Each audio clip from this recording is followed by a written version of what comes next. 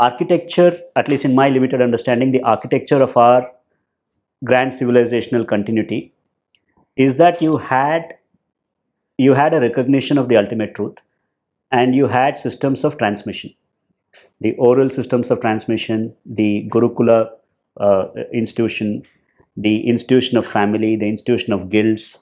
All of these were institutions that were, to my mind, organically created but also philosophically informed to recognize that one potential. Right? And what is the best way to create, as a person who is involved in game design, in org design, you always look at what is the energy unlock mechanism for a collective, and how do you build things in a manner that different people, different teams, different products can become organically interdependent and experience that moment of joy to work with each other. Right? This is something that I've realized working in organizations, and the way I look at it from my experience, at a much grander scale, this is what has been done in our civilization.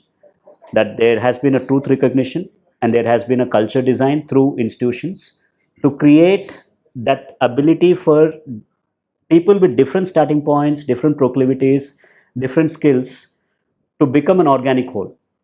That interdependent design, the fractal design that we seek in other experiences, is what I could sense intuitively having a bit of exposure to Indian knowledge systems. So I feel that that is where the solution is. I created this course to combine this benefit of the knowledge system, which is about, basically it is about making sure that human potential has the best possibility to manifest itself. And what do I mean by that? The way I think about Indian knowledge systems is that at a social, interpersonal, psychological, philosophical, spiritual level, it just builds the material that you have innately. Right? It improves your faculties, and those fundamental faculties could be your memory, your will, your physical constitution, your emotional balance, and your psychological resilience. So what we call the root, in my understanding of the Indian knowledge systems, is that it is geared towards the perfection or the perfecting of an individual. When individuals are brought through a system of education or a system of knowledge like that, whatever they do becomes good.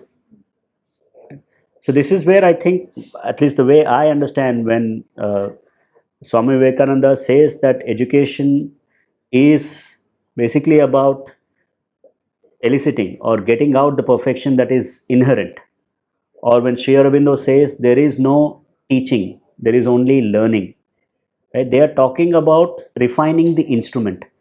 The Indian knowledge systems is always about refining the instrument. It is not about content download. It is to make sure that, and this is also, I think, the Indian problem solving method. There are many ways to solve problems, right? But the Indian problem solving method, and why it is sustainable, why it does not have negative externalities, is because it anchors on building resilience that outlasts the problem. And therefore it is regenerative. This is, to my understanding, this is how nature works. Right? It is regenerative. It is to make sure that you build your constitution in a manner that is able to withstand everything. So it is, we say the work is internal, that it is about the self. These are not esoteric concepts. These are very fundamental concepts that play out in organizations, that play out in teams, that play out in families. This is my recognition. The once that worldview opened itself, I could see the contrast in almost everything that you touch, right? Whether it is a team or a product or a service.